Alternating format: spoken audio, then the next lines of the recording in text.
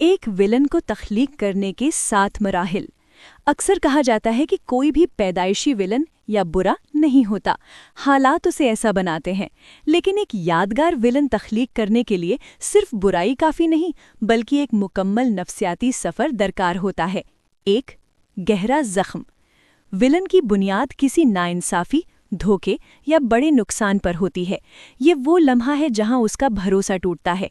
ये सिर्फ जिस्मानी चोट नहीं, बल्कि वो जज्बाती धचका है जो उसे ये यकीन दिलाता है कि दुनिया एक बेरहम जगह है और उसे जिंदा रहने के लिए बदलना होगा।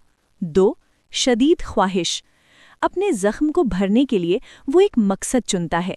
ये मकसद बज़ाहिर दुरुस्त हो सकता है, जैसे दुश्मनों से बदला लेना या इंसाफ कायम करना, लेकिन वो इस कदर जुनूनी हो जाता है कि उसे हासिल करने के लिए किसी भी हद तक जाने को तैयार होता है।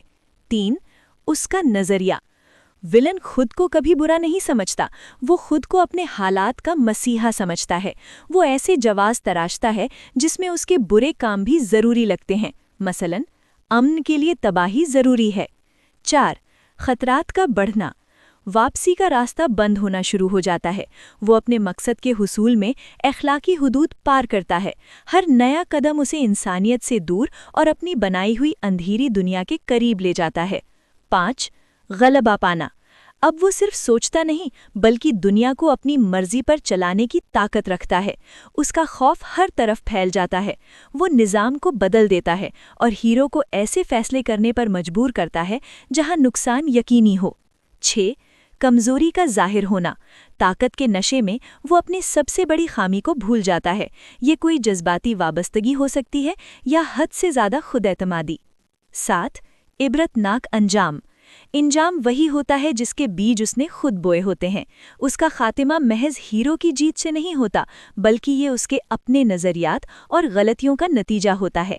वो अपनी ही भड़काई हुई आग में जलकर राख हो जाता है। लिखने वाले और पढ़ने वाले अक्सर इस बहस में रहते हैं कि अगर एक विलन का नज़रिया 100% दुरुस्त हो, लेकिन उसका तरीक़ेकार गलत हो, तो क्या वो वाकई एक विलन है या वो एक ऐसा हीरो है जिसे दुनिया समझ न सकी? आप कमेंट्स में बताइए, क्या ऐसा ही है?